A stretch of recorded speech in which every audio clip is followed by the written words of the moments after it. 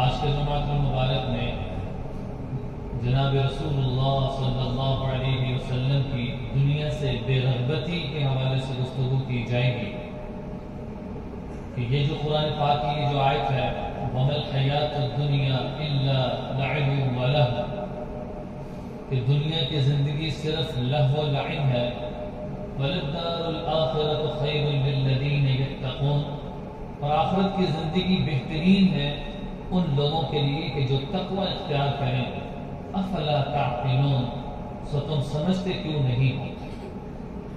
اور ایک دوسری روایت جو خطبے میں پڑھی ہے حدیث میں آپ صلی اللہ علیہ وسلم نے فرمایا کن فی الدنیا کأنک غریب کہ تم دنیا کی زندگی ایسے گزارو جیسے مسافر ہوتا ہے کہ مسافر کا مقصد اپنی منزل تک پہنچنا ہے اور درمیان میں اگر وہ کہیں رکے بھی تو محض اپنی ضرورت پوری کر کے پھر سفر کی طرف روانہ ہو جاتا ہے۔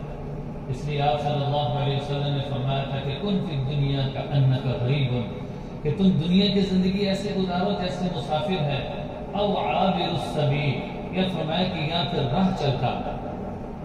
وزیر محترم سب سے پہلی بات یہ سمجھیے کہ زہد کس کو کہتے ہیں۔ دیکھیں آپ صلی اللہ علیہ وسلم کی تعلیمات میں جہاں بہت ساری چیزیں تھیں آپ صلی اللہ علیہ وسلم بحیثیت معلم ہیں بحیثیت باپ ہیں، وہیں پہ آپ صلی اللہ علیہ وسلم کی ایک شان یہ تھی کہ آپ صلی اللہ علیہ وسلم نے زہد اختیار کیا۔ اور زہد کس کو کہتے ہیں؟ دنیا سے بے رغبت ہو جانا۔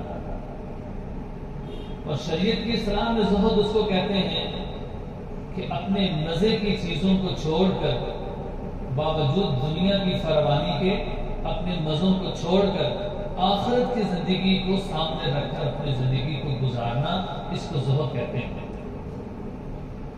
اچھا اس کا یہ مطلب نہیں ہے کہ آدمی غریب ہے تو وہی زہد اختیار کر سکتا ہے، نہیں ایسی بات نہیں ہے۔ اگر آپ صلی اللہ علیہ وسلم نے بھی زہد اختیار کیا ہے تو اس کا ہرگز مطلب یہ نہیں ہے کہ آپ صلی اللہ علیہ وسلم کے اوپر مال کی فراوانی نہیں تھی اس وجہ سے آپ صلی اللہ علیہ وسلم نے زہد اختیار کیا۔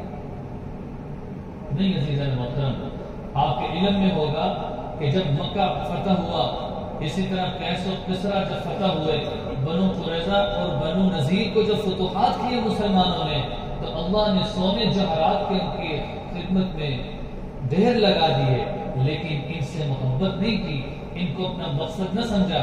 اور یہ چیزیں دین کے کام کرنے میں کبھی رکاوٹ نہیں بنی۔ جہاد کا حکم ملا تو کبھی یہ ذہن میں نہیں آیا کہ میری اتنی بیویاں ہیں، میرا اتنا ساز و سامان ہے، میں اس کا کیا کروں گا؟ نہیں، اس وجہ کیا ہے کہ انہوں نے آخرت کو ترجیح دی۔ اسی کو حقیقت زہد کہتے ہیں۔ آپ صلی اللہ علیہ وسلم کے پاس مال کی فراوانی تھی، اسی وجہ سے قرآن پاک میں بھی اللہ نے فرمایا کہ اگر ہم چاہتے تو آپ صلی اللہ علیہ وسلم کے لیے ان پہاڑوں کو سونے کا بنا دے، لیکن آپ صلی اللہ علیہ وسلم نے اس بات کو ترجیح دی مجھے یہ پسند ہے کہ میں ایک دن بھوکا رہوں اور ایک دن کھانا کھاؤں۔ یہاں تک کہ صحابہ میں لکھا ہے کہ آپ صلی اللہ علیہ وسلم نے کبھی نہیں ہوا کہ ایک وقت کا پیٹ بھر کے بھی کھانا کھایا۔ محترم، دنیا ہونے کے باوجود بھی دنیا سے محبت نہ کرنا یہ اصل زہد کی نشانی ہے کہ اس کا مطلب یہ ہے کہ اس نے ترجیح تو اپنے ہمیشہ کے گھر کو دی ہے۔ اس لیے آپ صلی اللہ علیہ وسلم نے فرمایا تھا الدنیا مزرع الآخرہ، دنیا آخرت کی کھیتی ہے۔ جس طرح کسان اپنی کھیتی پہ محنت کرتا ہے پھر اس کا پھل ملتا ہے، اس دنیا میں جو محنت کرے گا اس کا پھل اس کو آخرت میں ملے گا۔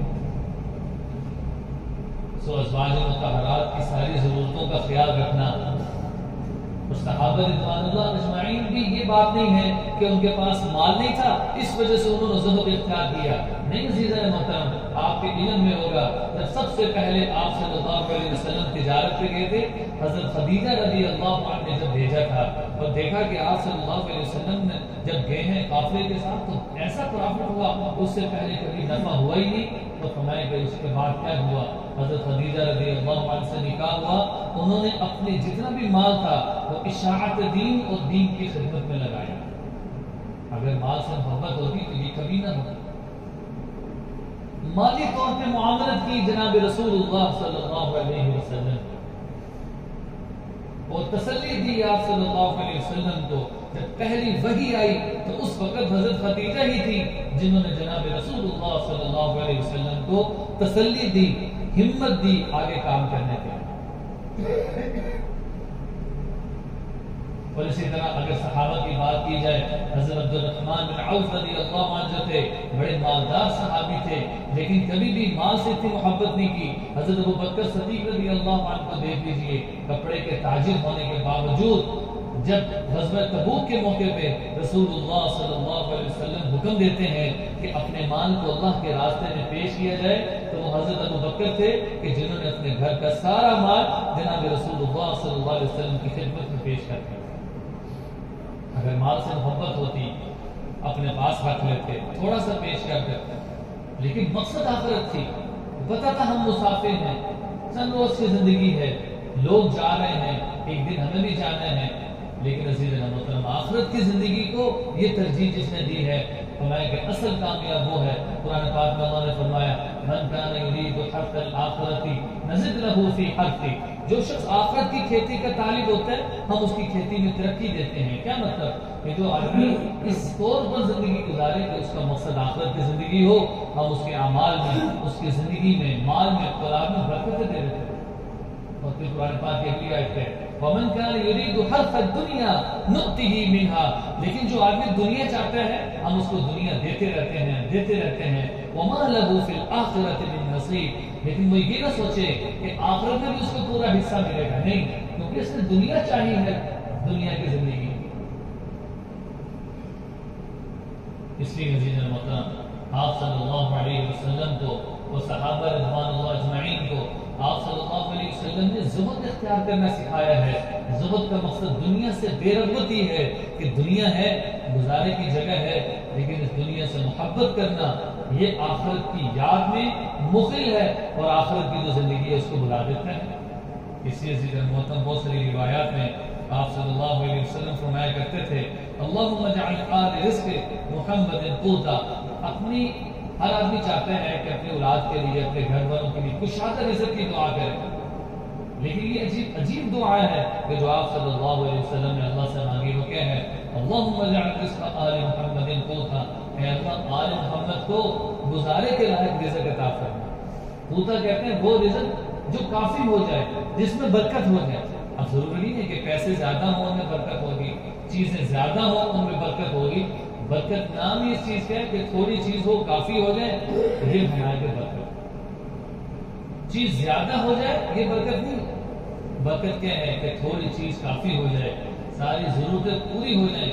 اللہ انسان کی ضرورت پوری کرنے میں مال کے محتاج نہیں ہے، چیزوں کے محتاج نہیں، اللہ انسان کی ضرورت پورا کرتا ہے۔ اس لیے حضرت انس رضی اللہ عنہ کی ایک روایت ہے، وہ فرماتے ہیں کہ آپ صلی اللہ علیہ وسلم ایک دعا ارشاد فرمایا کرتے تھے، وہ دعا کیا ہے اللہم احیینی مسکینا وَأُمِيتِنِي مِسْكِينًا، اے اللہ مجھے مسکینوں کے ساتھ زندہ رکھ، اے اللہ مجھے مسکینوں کے ساتھ موت دے۔ حضرت عائشہ صدیقہ رضی اللہ عنہا نے سوال کیا کہ رسول اللہ یہ دعا آپ کیوں مانتے ہیں کہ اللہ مجھے مسکینوں کے ساتھ زندہ رکھ اور مسکینوں کے ساتھ مجھے موت دے؟ آپ صلی اللہ علیہ وسلم نے فرمایا کہ یہ بات واضح ہے کہ جو غرباء مساکین ہیں وہ اغنیاء سے 40 سال پہلے جنت میں جائیں گے۔ جو غرباء ہیں وہ اغنیاء سے 40 سال پہلے جنت میں جائیں گے۔ اس کی وجہ کیا ہے؟ جو اغنیاء مالدار ہیں وہ تو اپنے مال کا حساب دے رہے ہوں گے، لیکن جو غرباء ہیں وہ اللہ رب العزت ان کو پہلے ہی جنت میں داخل فرما دیں۔ اس لیے عزیز محترم یہ دنیا سے بے رغبتی ہے کہ تھوڑا مال بھی جب کافی ہو جائے، جب دنیا سے بے رغبتی ہو تو پھر وہی صحابی ہیں، انصار ہیں کہ جب آپ صلی اللہ علیہ وسلم اعلان کرتے ہیں کہ جاؤ، ایک سوال کرنے والا آتا ہے کہ رسول اللہ بھوک لگی ہے، ہم آتے ہیں جاؤ ازواج مطہرات میں سے کچھ پتہ کرتے ہو کسی کے پاس کچھ ہے؟ جواب کیا ملتا ہے کہ ازواج مطہرات کے پاس تو کچھ ہے ہی نہیں۔ پھر آپ صلی اللہ علیہ وسلم اعلان کرتے ہیں کہ کون مہمان نوازی کرے گا؟ تو وہ ایک انصاری ہوتے ہیں کہ رسول اللہ میں ان کی مہمان نوازی کروں گا۔ آپ صلی اللہ علیہ وسلم کے مہمان گھر میں موجود ہیں، قرآن پاک کی یہ آیت نازل ہو رہی ہے ان لوگوں کے بارے میں وَيُؤْثِرُونَ عَلَىٰ أَنفُسِهِمْ وَلَوْ كَانَ بِهِمْ خَصَاصَةٌ، یہ دوسروں کی جانوں کو ترجیح دیتے ہیں اپنی جانوں سے، وَلَوْ كَانَ بِهِمْ خَصَاصَةٌ، اگرچہ وہ خود تنگی ہی کیوں نہ ہو۔ خود ضرورت مند ہی کیوں نہ ہو، لیکن وہ دوسروں کو ترجیح دیتے ہیں۔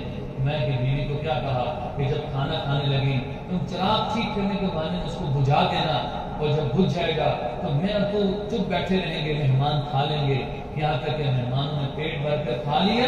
اللہ نے پھر یہ آیت نازل فرمائی وَيُؤْثِرُونَ عَلَىٰ أَنفُسِهِمْ وَلَوْ كَانَ بِهِمْ خَصَاصَةٌ، انہوں نے تو دنیا سے بے رغبتی کی حد کر دی، بچوں کو بھوکا سلا دیا، خود بھوکے رہے، لیکن اللہ کے رسولوں کے مہمانوں کی لاج رکھتے ہوئے ان کا اکرام کر دیا۔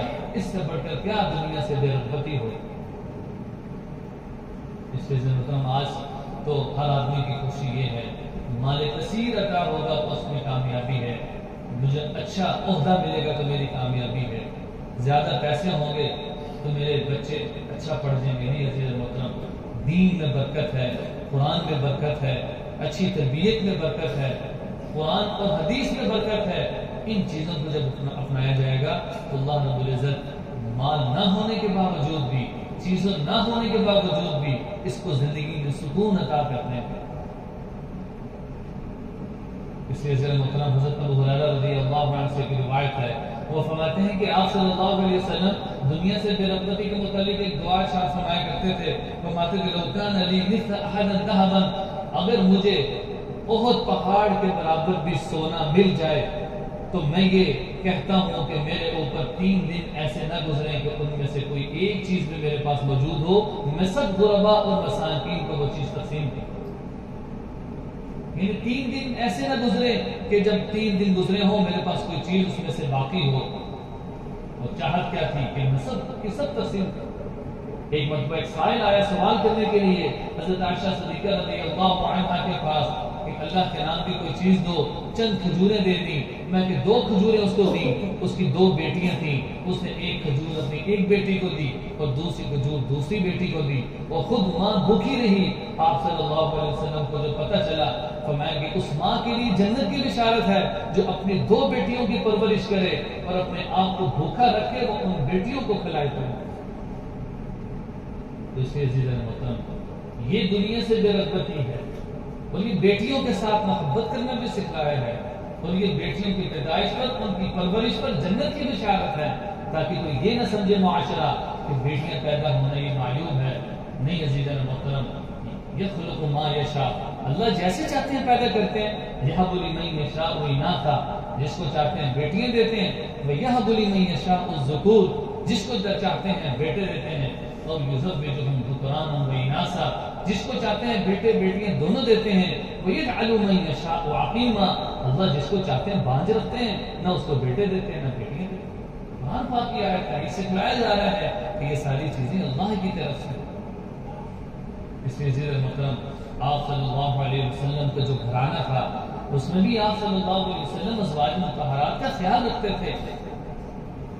اگر آپ صلی اللہ علیہ وسلم کی بیویاں تھیں، ہر ایک کی ضرورت کو پورا کرنا۔ یہ بات ہے جب بنو قریظہ کو فتوحات ہوئی، جب انہوں نے دیکھا کہ انصار کے پاس بہت سارا مال ہے تو انہوں نے بھی نان نفقہ بڑھانے کی ارادہ کیا، تو آپ صلی اللہ علیہ وسلم ان سے ناراض ہوئے، اور قرآن پاک کی یہ آیت ہے کہ اے ازواج مطہرات، اگر تم دنیا چاہتی ہو تو تمہیں دنیا دے دی جاتی ہے، لیکن اگر تم دنیا سے بے رغبت رہو گے تو اس کے بدلے میں اللہ تمہیں اجر عظیم عطا کرے۔ لیکن دنیا سے بے رغبتی سکھلائی ہے، مال ہے یا نہیں ہے، دنیا سے بے رغبتی سکھلائی تاکہ آخرت کسی بھی صورت انسان کو نہ بھولے۔ اس لیے عزیزان محترم نبی صلی اللہ علیہ وسلم کا جو مال ہے اس کے متعلق حضرت جابر بن عبداللہ رضی اللہ عنہ سے روایت ہے کہ رسول اللہ صلی اللہ علیہ وسلم کے پاس کبھی ایسا نہیں ہوا کہ کوئی سائل آیا ہو اور آپ صلی اللہ علیہ وسلم نے اس کی حاجت کو پورا نہ کیا ہو۔ یہاں تک روایت ہے کہ ایک عورت آئی، اپنے ہاتھ سے اس نے بنی ہوئی چادر تھی، وہ آپ صلی اللہ علیہ وسلم کی خدمت میں پیش کی، اور اس وقت آپ صلی اللہ علیہ وسلم کو اس کی ضرورت بھی تھی، صحابہ فرماتے ہیں، لیکن قریبی ایک صحابی تھے، انہوں نے سوال کر دیا کہ یا رسول اللہ کے جسم پہ جو چادر ہے یہ مجھے دے دیں۔ آپ صلی اللہ علیہ وسلم اس وقت تو خاموش رہے، اپنے گھر گئے، ایک غلام کو بھیجا کہ جب یہ چادر اس صحابی کو دے کر آؤ، غالباً عبد الرحمن بن عوف رضی اللہ عنہ، جب وہ چادر دے دی تو انہوں نے ان کو ملامت کی کہ آپ صلی اللہ علیہ وسلم کو چادر کی ضرورت تھی، آپ نے ان سے سوال کر لیا، فرمایا کہ میں یہ چاہتا ہوں کہ میرا کفن اس چادر میں دیا جائے۔ اگر وہ سوال بھی کر رہے ہیں تو اس کے پیچھے بھی کوئی نہ کوئی مقصد ہے، وہ چاہ رہے ہیں کہ ہمارا کفن جناب رسول اللہ صلی اللہ علیہ وسلم کی چادر میں دیا۔ اب مطلب دنیا سے جو بے رغبتی ہے اس کے متعلق کتابوں میں ایک واقعہ آیا ہے حضرت جعفر بن منصور رحمہ اللہ کا۔ فرماتے ہیں کہ ان کے زمانے میں ایک بادشاہ تھا جو شرابی تھا، اس کے وقت ہر وقت شراب کا دور چلتا تھا، تو اس سے پہلے وہ کچھ پھل کیا کرتے تھے، انہوں نے اپنے غلام کو بھیجا، 4 درہم دیے، کہا کہ یہ 4 درہم لے جاؤ اور بازار سے پھل لے آؤ۔ یہ غلام 4 درہم لے کر بازار کو نکلا، تو وہاں پہ اس نے دیکھا کہ حضرت جعفر بن منصور رحمہ اللہ ایک بزرگ ہیں، وہ آواز لگا رہے ہیں، ان کے قریب ایک اور غلام بیٹھے ہیں، وہ کہہ رہے ہیں کہ جو اس غلام کو 4 درہم دے گا میں اس کے لیے 4 دعائیں کروں گا۔ اب یہ غلام تھا، اس کے دل میں آخرت کی ترجیح تھی، اس نے کہا چلو میں اپنے فائدے کی 4 دعائیں کروا لیتا ہوں۔ وہ 4 درہم اس نے حضرت جعفر بن منصور رحمہ اللہ کے حوالے کیے، تو حضرت جعفر بن منصور رحمہ اللہ نے فرمایا کہ بتاؤ تم ان 4 درہم کے بدلے میں میرے سے کیا دعا کروانا چاہتے ہیں؟ وہ غلام کہنے لگا پہلے درہم کے بدلے میں تو یہ دعا کرواؤں گا کہ اللہ کرے جو میں نے تجھے 4 درہم دیے مجھے اس کا بدلہ مل جائے۔ تو انہوں نے دعا دی کہ جاؤ میں دعا کرتا ہوں کہ اللہ کرے تمہیں اس کا بدلہ مل جائے۔ کہا کہ دوسرے درہم کے بدلے میں کیا دعا کروانا چاہتے ہو؟ تو یہ غلام کہنے لگا کہ دوسرے درہم کے بدلے میں میں یہ دعا کروانا چاہتا ہوں کہ ہر غلام کی چاہت یہ ہوتی ہے کہ اس کو آزادی مل جائے، دعا کریں کہ میرا مالک مجھے آزاد کر۔ کہا میں دعا کرتا ہوں اللہ کرے تیرا مالک تجھے آزاد کر۔ اب کہنے لگے کہ تیسرے درہم کے بدلے میں تم کیا دعا کرتے ہو؟ تو وہ غلام کہنے لگا کہ تیسرے درہم کے بدلے میں میں یہ دعا کروانا چاہتا ہوں کہ میرا جو مالک ہے وہ شراب کا عادی ہے، دعا کریں کہ وہ اپنی اس حرکت سے باز آ جائے۔ حضرت جعفر بن منصور رحمہ اللہ نے دعا دی کہ جب میں تو دعا دیتا ہوں کہ اللہ کرے تیرا مالک اس حرکت سے باز آ جائے۔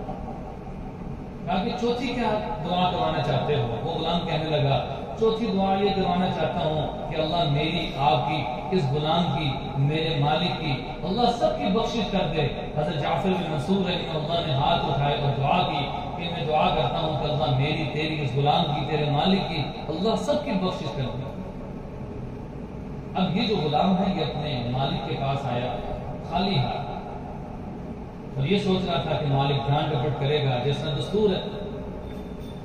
تو لہٰذا مالک نے پوچھا تم نے اتنی دیر کیوں لگائی؟ یہ کہنے لگا میں اس طرح گیا تھا تو مجھے بزرگ ملے حضرت جعفر بن منصور رحمہ اللہ، یہ آواز لگا رہے تھے، میں نے وہ 4 درہم ان کے حوالے کر دی۔ بجائے ڈانٹنے کے وہ مالک کیا کہنے لگا بتاؤ تم نے 4 کیا دعائیں کروائی؟ یہ غلام کہنے لگا پہلی دعا تو میں نے یہ کروائی کہ یہ جو 4 درہم ہے مجھے ان کا بدلہ مل جائے۔ مالک نے حکم دیا کہ ان 4 درہم کے بدلے 4000 دینار اس کو دے دیے جائیں۔ باقی غلاموں نے اس کو 4000 دینار دے دیے۔ پھر دوسرے درہم کے بدلے میں تم نے کیا دعا کروائی ہے؟ دوسرے درہم کے بدلے میں وہ کہنے لگا میں نے یہ دعا کروائی ہے کہ میرا مالک مجھے آزاد کر دے۔ وہ بادشاہ کہنے لگا جا آج کے بعد تو آزاد کر۔ تیسرے درہم کے بدلے میں کیا دعا کروائی؟ وہ کہنے لگا تیسرے درہم کے بدلے میں یہ دعا کروائی ہے کہ میرا مالک ہے تو مشکل کام ہے لیکن میں بتاتا ہوں کہ شراب سے توبہ کر لے۔ وہ بادشاہ کہنے لگا جب میں تجھے گواہ بناتا ہوں کہ آج کے بعد میں کبھی شراب نہیں پیوں۔ چوتھے درہم کے بدلے میں کیا دعا کروائی؟ وہ کہنے لگا چوتھے درہم کے بدلے میں نے یہ دعا کروائی ہے کہ اللہ میری، تیری، حضرت جعفر بن منصور کی، غلام کی، اللہ سب کی بخشش کر دے۔ وہ بادشاہ کہنے لگا جو 3 کام میرے بس میں تھے میں نے کر دیے، یہ چوتھا کام تو میرے بس میں نہیں ہے۔ کتابوں میں آتا ہے کہ جب وہ بادشاہ رات کو سویا ایک اعلان کرنے والے نے اعلان کیا کہ اے بادشاہ کیا وہ 3 کام جو تیرے بس میں تھے تم نے کر دیے، جو ایک ہمارے بس میں ہے ہم نہیں کریں گے، جب ہم نے تمہارے غلام کی، حضرت جعفر بن منصور کی، اس غلام کی ہم نے سب کی بخشش کر دی۔ عزیزان محترم، دنیا کو چھوڑ کر آخرت کو ترجیح دی ہے، دنیا کے 4 درہموں کے بدلے میں آخرت کو ترجیح دی ہے۔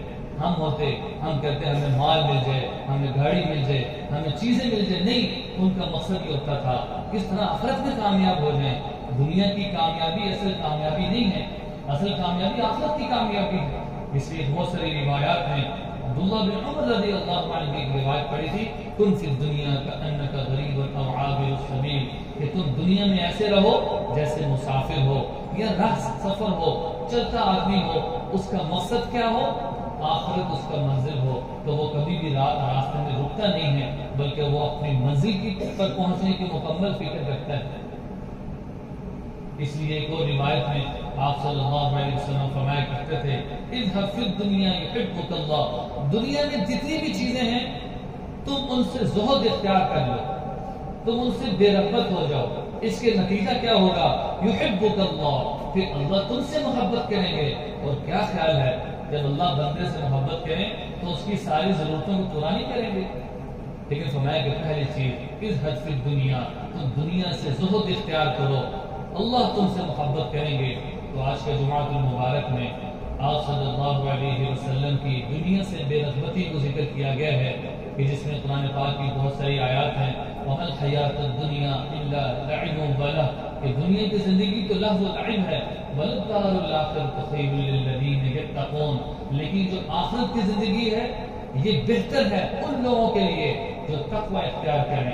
افلا تعقلون، تم سمجھتے کیوں نہیں ہو، باوجود مال ہونے کے دنیا سے بے رغبت ہونا، شریعت کی اسلام میں اس کو زہد کہتے ہیں، اپنی لذتوں کو چھوڑنا اور آخرت کے دن کو ترجیح دینا کہ یہ جو دنیا کی لذتیں ہیں یہ عارضی ہیں، اصل مقصد اصل زندگی انسان کی مرنے کے بعد کی شروع ہوگی۔ دعا ہے کہ اللہ رب العزت ہمیں ان فرامین پر، ساری باتوں پر کہنے سننے سے زیادہ عمل کرنے کی توفیق نصیب فرمائے۔ وآخر دعوانا